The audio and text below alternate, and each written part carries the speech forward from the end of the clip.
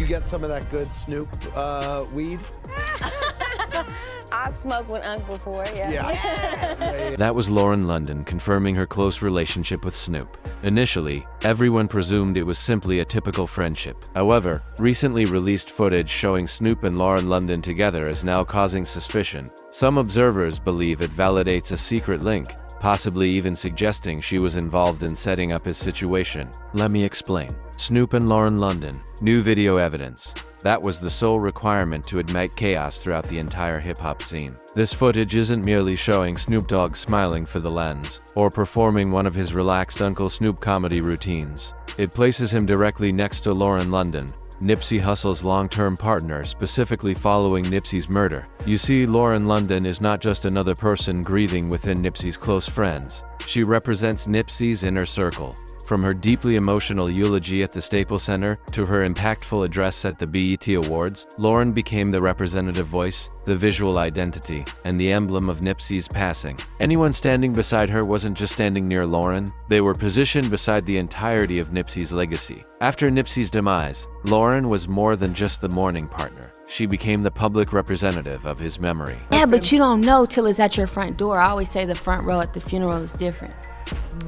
You know, when you have to sit on, like, you know, I've been at a lot of funerals. I bet. I've never sat front row at one. That's different. What does that do to you?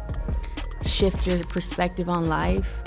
You know what I mean? Make you see not only that is life short, but that it's a gift. You know, and because everyone's time is so different. The manner in which she spoke about him, as we just observed, transformed her into the living symbol of his legacy. Corporations placed her prominently in advertising campaigns dedicated to Nipsey. Award ceremonies offered her the microphone for eulogies. Documentaries heavily relied on her perspective to convey the narrative of his influence. She was omnipresent not by choice, but because the broader culture required her presence. People wanted to see her, to listen to her, and to understand Nipsey's history through her eyes. This elevated her status beyond being merely a partner.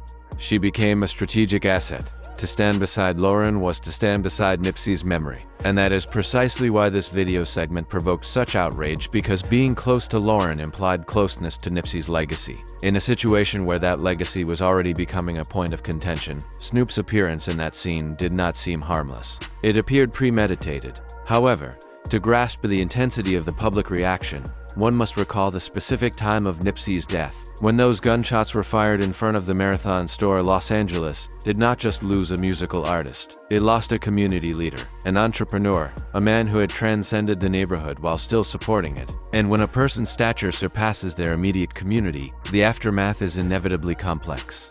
Affection is countered by envy. Faithfulness is countered by deceit. Immediately following the event, Nipsey's brother, Black Sam, took on the role of guardian. He was not only grieving, he was safeguarding the interests of the family. He publicly declared that Nipsey's business empire would remain managed by the family and that anyone who dishonored his brother's name would face repercussions. That disrespect, bro, when you in their presence, you better smack. In their presence, ain't nobody disrespect. These statements were not idle threats. They served as a clear warning.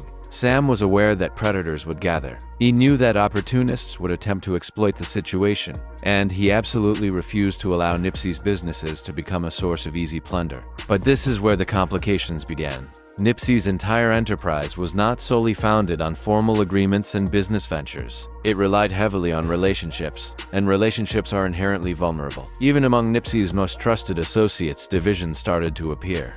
Brick Baby admitted that he and Black Sam experienced their own conflict following Nipsey's death, and the core issue of their disagreement was loyalty. Basically, it was like, you rocking with him? Like, you rocking with him? I'm rocking with my brother. This demonstrates the impact of Nipsey's death. It compelled individuals to align themselves. It made every existing partnership questionable.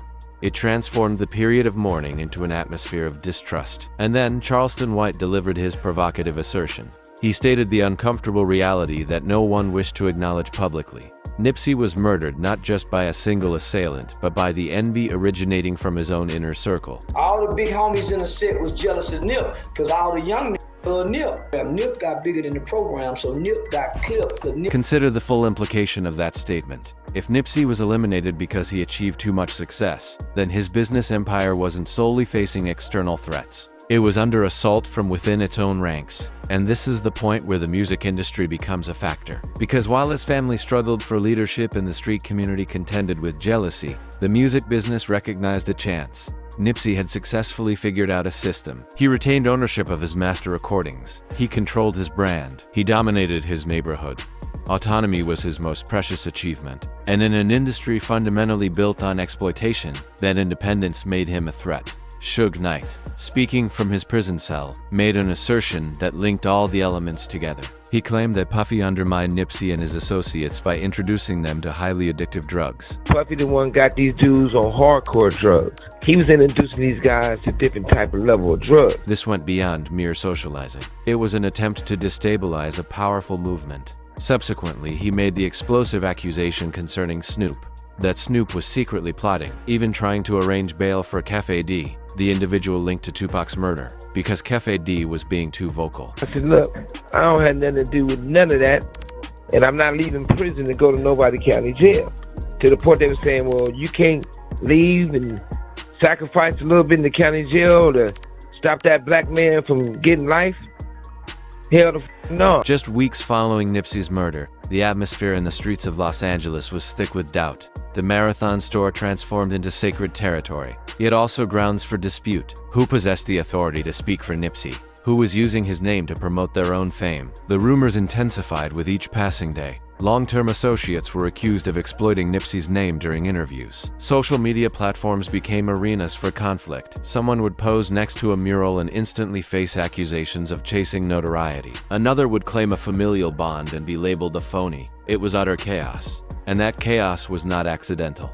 It was the consequence of Nipsey's death creating a leadership vacuum. Connecting all these elements, you can understand the public outrage. They expect Lauren London to realize that she is not simply grieving, she is also bearing the immense weight of Nipsey's entire enterprise. She serves as his torchbearer, and any attempt by Snoop to get too close to her is seen as an attempt to seize that responsibility. Snoop wants something related to Nipsey's legacy, and he is willing to do whatever is necessary to acquire it, something he has demonstrated in the past. Whether one believes this or not is almost irrelevant. What matters is that public perception solidified into reality, and the perception was unambiguous. Snoop Dogg was not merely expressing sorrow, he was positioning himself strategically. Nipsey's death was more than a personal tragedy, it was a political event. By standing next to Lauren, Snoop gained closeness to Nipsey's memory. By gaining that closeness, he acquired credibility, and by acquiring credibility, he strengthened his own standing as the West Coast's established elder statesman. To some, this seemed like a natural progression. To others, it appeared exploitative. But in both interpretations, the result was the same. The footage became symbolic of the broader competition for control of Nipsey's position of influence. And make no mistake, that position existed.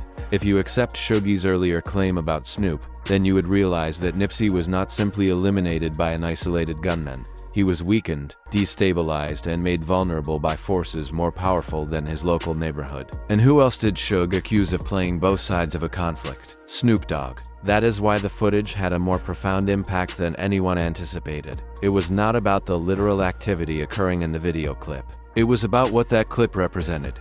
To Nipsey's family, it looked like outside individuals intruding. To the street community, it looked like a shift in power. To the music industry, it looked like an opportunity. And to the fans, it felt like confirmation of every suspicion they had been voicing since 2019. And naturally, why wouldn't fans be skeptical? Everyone knows precisely who Snoop is. Consider Snoop's history of betrayal. Tupac Shakur, one of the most legendary rappers to ever use a microphone, was fatally shot in 1996 in Las Vegas. In the years that have passed, the narrative of what truly occurred that night has been recounted and re-examined countless times. But there is one recurring detail that people consistently point to, the people closest to him, and time again, Snoop's name surfaces in that discussion. The explanation is simple. When Tupac was alive, Snoop was considered his supposed comrade in arms. They recorded music together. They socialized together. They shared stages together. Yet behind the public facade, Snoop was forming alliances with the very individuals Pac considered his adversaries. That night, when you look at it, Dad said that, hey, we wasn't going. Snoop was on, death row, basically Tupac and everything above, and something gonna happen. This call and your telephone number will be monitored and recorded. Warren G says that Snoop was at his house watching the fight, and he had the walkie-talkie, the ready. For instance, Big Dre was allegedly in the vehicle with Kefe D the night Tupac was murdered. You would assume anyone truly loyal to Pac would avoid contact with someone like that. Not Snoop. He collaborated with Big Dre on a mixtape following Tupac's death. When Tupac passed away in 1996, Snoop was in a complicated situation. Their relationship had been strained during Pac's final days. However, after the murder, Snoop emerged as one of Pac's most vocal mourners, associating himself with the tragedy as well as the person connected to it, thereby reshaping his own public image in the process. Let that reality fully sink in. Your close friend is murdered. The suspects remain openly visible. Yet, instead of maintaining distance, you are recording music tracks alongside them. That is not allegiance. That is deceit. And Snoop's betrayal of Pac did not stop there. He has been repeatedly caught exaggerating stories about Pac, sometimes twisting the facts, and other times completely inventing events. For example, he once claimed that Tupac was the person who introduced him to smoking marijuana cigars, blunts. That sounds like an appealing anecdote, right? Except the timeline is inconsistent. Cameron Diaz herself confessed that she used to purchase cannabis from Snoop back in high school, which indicates Snoop was heavily involved in that lifestyle long before Pac ever entered the picture. So why fabricate the story? Why invent this manufactured closeness with Tupac retroactively? The motivation is his image and legacy. Snoop understands that the public enjoys viewing him as an integral part of Pac's inner circle, so he alters historical facts to support that narrative. Napoleon from Tupac's own Outlaws crew openly challenged him on this. That's a completely false account. Pac was not disliked in prison. He was highly respected. Snoop simply fabricated that. Even Nas was pulled into Snoop's web of falsehoods. Snoop once recounted a story about Tupac confronting Nas at the 96 VMAs, alleging that Nas arrived with 100 armed men and that Pac acted recklessly. However, according to Napoleon, who was actually present at the event, that confrontation did not happen as Snoop described. In reality, Pac and Nas handled the situation respectfully, resolving any misunderstanding immediately. Nas himself later confirmed that Snoop's version was inaccurate. So, again, the pattern is, invent myths after a person is deceased, position yourself as their brother, and distract the public from the fact that your actions while they were alive suggested otherwise. Now, concerning Biggie.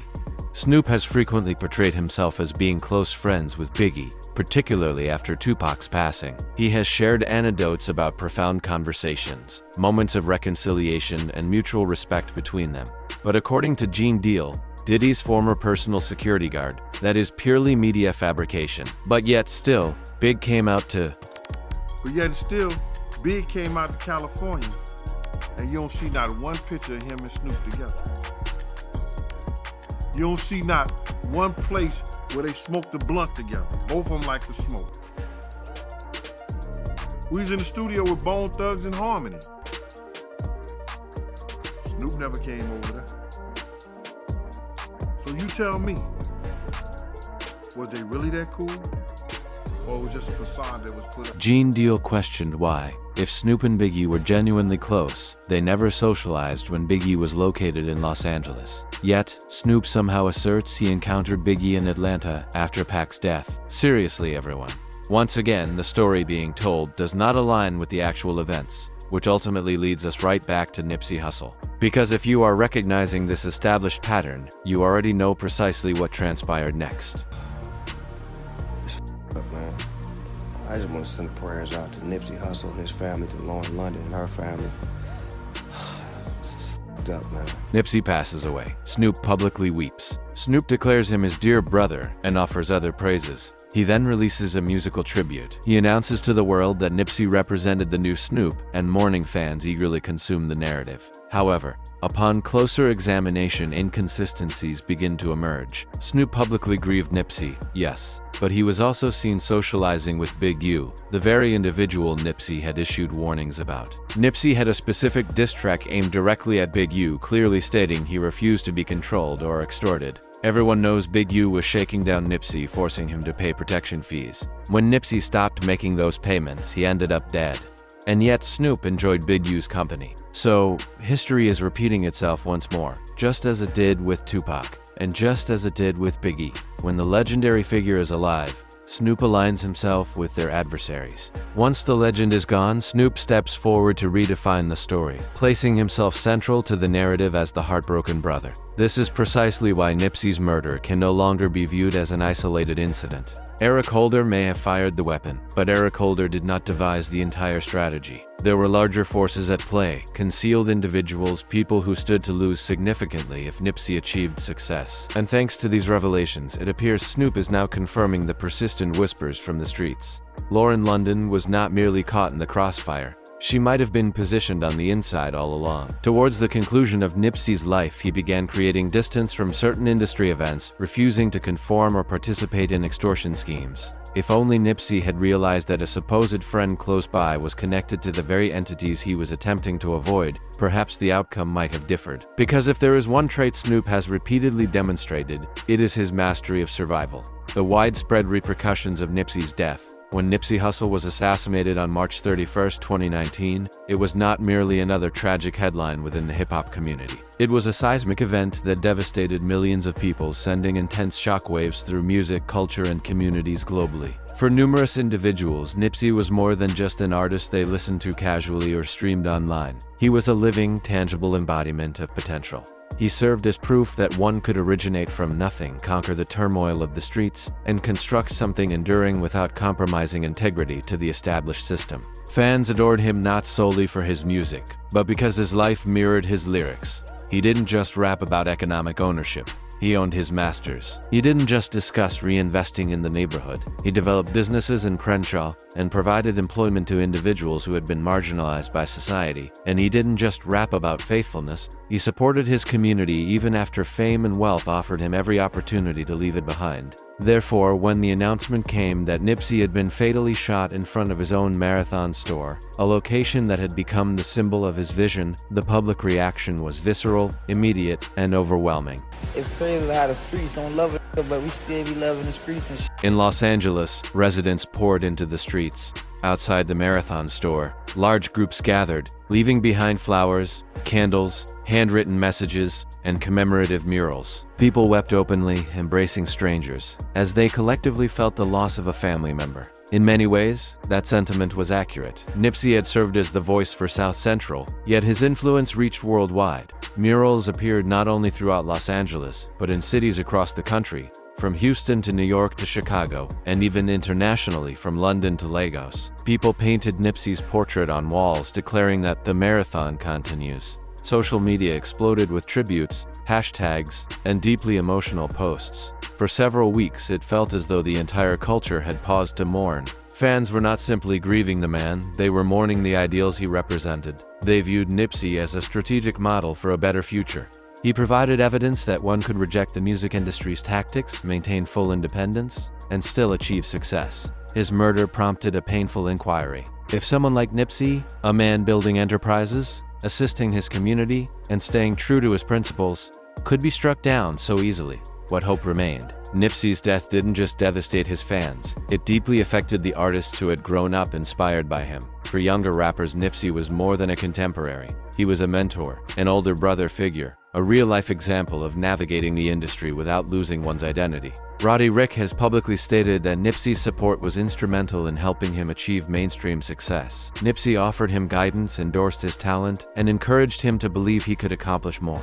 For Roddy, losing Nipsey meant losing more than just a collaborator. It meant losing a guiding presence. YG, Nipsey's closest musical partner, publicly broke down following the murder. He admitted that he had lost more than a colleague. He had lost his brother. Their collaborative track, Last Time That I Checked, had become an anthem. Beyond the music, they were two men committed to changing the neighborhoods they came from. G shared that Nipsey pushed him to think bigger, look beyond instant fame, and build something designed to endure. With Nipsey gone, YG confessed that a part of his own future vision felt extinguished. Even influential figures like Kendrick Lamar and Jay-Z made it clear that Nipsey's impact extended well beyond the scope of music. Kendrick, renowned for his thoughtful lyricism, praised Nipsey as representing the finest qualities of Los Angeles: resilience, independence, and vision. Jay-Z went even further, discreetly establishing a trust fund for Nipsey's children, Imani and Cross, ensuring that the legacy Nipsey built would be preserved. That single gesture spoke volumes about the profound respect Nipsey commanded at the highest levels of hip-hop. Nipsey's influence even touched athletes, actors, and politicians. LeBron James referred to him as an inspiration. Barack Obama sent a letter to Nipsey's memorial, commending his dedication to his community. That illustrates the sheer power of Nipsey's presence. He was not simply a rapper, but a leader who transcended cultural boundaries. And perhaps the most heartbreaking element is that Nipsey was only just getting started. His album Victory Lap had finally established him as a Grammy-nominated star. It was the project he had spent years perfecting, and it validated that success could be achieved entirely on his own terms. Yet, Victory Lap was merely the beginning of Nipsey's plans. Behind the scenes, Nipsey was developing a real estate portfolio in South Central. He wasn't purchasing luxury homes in Beverly Hills. He was acquiring the very blocks he grew up on, determined to convert them into secure environments for the next generation. He was investing in technological startups, advocating for STEM educational programs for local youth, and creating opportunities that would outlast any record deal. He frequently spoke about his aspiration to be more than a rapper, aiming instead to be a mogul, someone capable of shifting the balance of power within hip-hop, steering it away from corporate control and back into the hands of the artists. Other rappers did not view Nipsey as a rival. They saw him as a pioneer. They saw him forging the path, making it easier for the subsequent wave to establish ownership and independence. With Nipsey alive, the West Coast had not just a celebrity, but a visionary capable of redefining the entire industry. With his passing, that momentum was abruptly halted. The marathon, his clothing line, and his core message remain active. However, the full potential of what Nipsey could have accomplished was stolen the instant those shots were fired outside his store. That is why Nipsey's death resonated so intensely. It was not just the loss of a man, it was the loss of a future. Fans viewed him as an emblem of optimism. Artists viewed him as a blueprint for self-sufficiency. The community viewed him as proof that someone could emerge successfully from the hood and uplift everyone with him. When that was taken away, it felt as though the established system had prevailed once more. The same old narrative, a visionary eliminated, just as he was on the brink of transforming the landscape. But if there is one constant Nipsey always maintained, it is that the marathon continues. In the aftermath of his death, those words became a unified cry. Murals, tattoos, social media posts, songs, and movements were all dedicated to keeping Nipsey's vision alive. Still, no tribute, mural, or hashtag can eliminate the anguish of knowing the magnitude of the loss. Nipsey Hussle was not just another rapper. He was a leader, a teacher, a father, and an entrepreneur. And his death was not simply a personal tragedy. It was a cultural theft. But here lies the most agonizing twist. As fans grieved and artists committed to carrying forward Nipsey's legacy, rumors began to circulate suggesting that perhaps this was not merely another random act of violence. Perhaps Eric Holder was not the only orchestrator. Perhaps the individuals closest to Nipsey, the ones who should have been protecting him, were the very ones facilitating access for his adversaries. That is why fans today are not just mourning Nipsey's death. They are incensed, angry at the notion that someone like Diddy, with his vast influence and power, could have secretly manipulated events. Angry at the suggestion that Lauren London, the woman who publicly wept for Nipsey, might have been far closer to Diddy than anyone understood. And angry at Snoop Dogg, Nipsey's supposed brother, who consistently appears at the center of these tragedies, offering a public eulogy while questions hang over his faithfulness. The grief of losing Nipsey transitioned into doubt. Doubt transitioned into fury, and fury escalated into a demand for definitive answers. Fans are no longer satisfied with the simple explanation that Eric Holder was responsible. They perceive a larger context. Nipsey was not just murdered by an individual. He was silenced by a pervasive system, a system defined by power, avarice, deceit, and manipulation. The more one connects the pieces, the footage of Snoop and Lauren appearing overly close, the alleged tapes linking Lauren to Diddy's fear, Snoop's documented history of betrayal with Tupac and Biggie, the more one realizes that Nipsey's death was not the conclusion of the marathon. It was the commencement of a far more treacherous race. Because what the fans and artists truly lost was not just Nipsey. It was the future he was actively constructing for them. And the hardest truth to accept is that future may have been stolen not by strangers, but by the very people who stood closest to him. Thank you for watching. If you enjoyed this video, please remember to check out more incredible content on our channel. Take care, and we will see you in the next one.